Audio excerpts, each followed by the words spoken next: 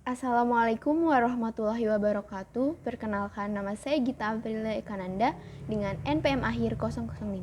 Di sini saya akan mereview paper yang berjudul Diversity, Ecology, and Evolution of Archaea dengan penulis Brett J. Baker, Valerie Deanda, Kylie Wesage, Nina Dombrowski, Alison E. Santoro, dan Karen G. Lodge.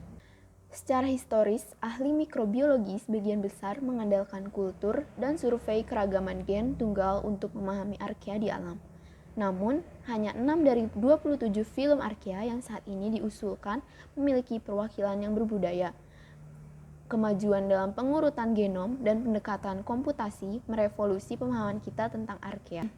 Nah, dalam ulasan paper ini membahas mengenai bagaimana genom ini bersama dengan studi pengayaan jangka panjang dan pengukuran in situ yang elegan memberikan wawasan tentang kemampuan metabolisme archaea.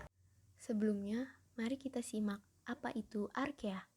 Archaea merupakan sekelompok organisme mikroskopis yang hidup dengan lingkungan ekstrim seperti di air panas, bakteri yang hidup di tempat berkadar garam tinggi, dan bakteri yang dapat hidup di tempat yang panas atau asam seperti di kawah gunung berapi dan di lahan gambut.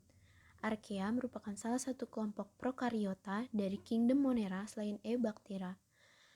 Archaea merupakan organisme yang metabolisme energi khasnya membentuk gas metana dengan cara mereduksi karbon dioksida.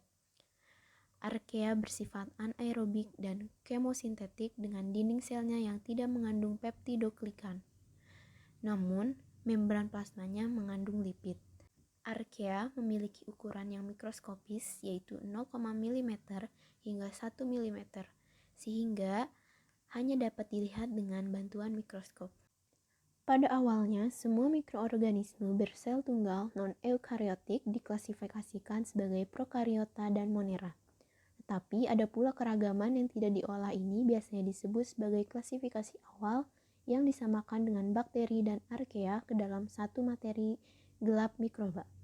Kelompok ini utamanya didasarkan pada morfologi, analisis komparatif, dan filogenetik berbasis asam oleh sequencing dan pendekatan komputasi. Carl Woese telah memungkinkan cepat dan rekam memberikan pandangan sekilas pertama ke dalam rekonstruksi evolusi genom dari alam, termasuk penguraian mikroorganisme. Metode ini menunjukkan bahwa kehidupan 20 filum dalam archaea secara khusus kemajuan ini harus dibagi menjadi 3 domain, eukariot, eubacteria, dan mencakup sequencing throughput tinggi.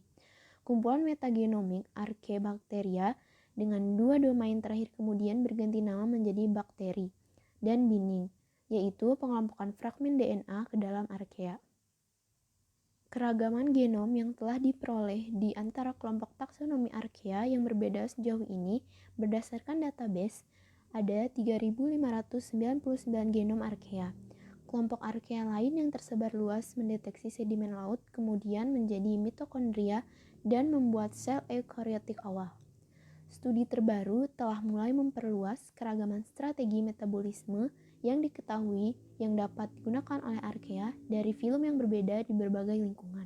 Pengambilan sampel keragaman genom archaea yang lebih komprehensif ini juga telah mulai memungkinkan pelacakan sejarah evolusi jalur metabolisme di antara archaea.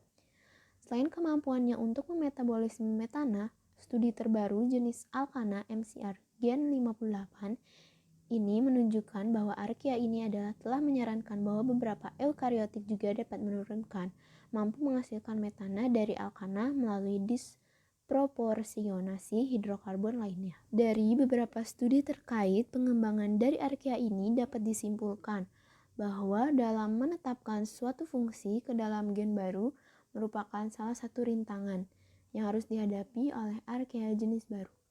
Pada akhirnya, pemahaman terkait fisiologi terdahulu merupakan pedoman dalam pemahaman manusia terkait biogeokimia dan memungkinkan untuk lebih akurat dalam memodelkan aliran karbon dan energi melalui ekosistem mikroba.